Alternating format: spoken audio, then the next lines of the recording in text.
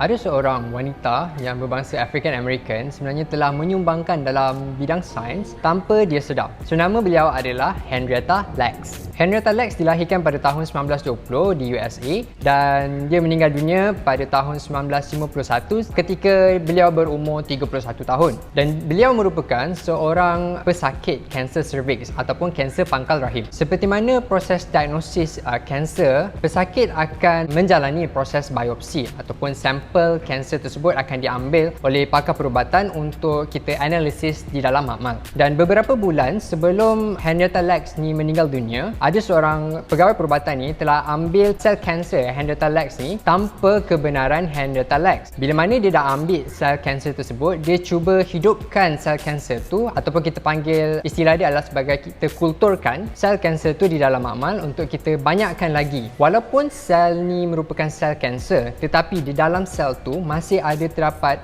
maklumat genetik Henrietta Lacks ni. Kenapa dia ambil sel kanser Henrietta Lacks ni adalah untuk dilakukan kajian, dan bukan Henrietta Lacks seorang je yang dia ambil sel kanser untuk dilakukan kajian. Tapi apa yang berlaku sel kanser orang lain ni sebenarnya apabila dia try kulturkan di dalam makmal, selepas beberapa jam je sel kanser tersebut akan mati.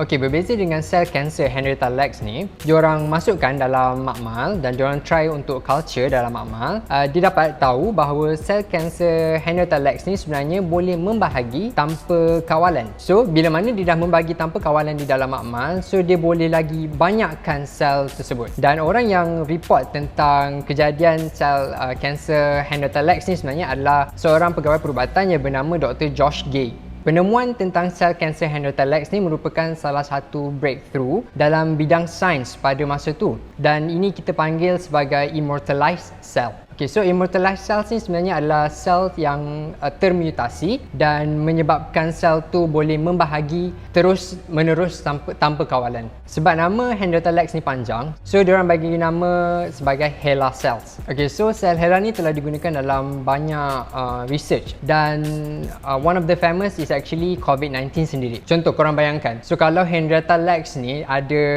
authority terhadap sel dia ni, confirm dia jadi millionaire ataupun dia boleh jadi billionaire. Apa yang menjadi isu tentang sel Henrietta Lacks ni adalah tuan badan tak tahu bahawa sel dia telah diambil dan telah dikultur dan seterusnya diguna pakai oleh saintis. Bukan setakat Henrietta Lacks dia tak tahu, tapi keluarga dia orang pun semua tak tahu. Sehingga pada tahun 1975, bayangkan Henrietta Lacks dah meninggal pada tahun 1951. Hanya pada tahun 1975 sahaja keluarga baru tahu tentang penggunaan sel HeLa secara haram. Pada tahun 2013, penjujukan genom sel Henrietta Lacks ni telah dilakukan dan telah dipublish secara umum. Jadi, keluarga Lacks ni diorang risaulah tentang keselamatan ataupun diorang punya privacy ataupun genetic privacy diorang. Apa yang dilakukan oleh keluarga Lacks ni adalah diorang telah menyaman pihak yang mengambil sel kanser tersebut, which is Johns Hopkins Hospital, to be specific lah, sebab dekat Johns Hopkins Hospital ni sebenarnya yang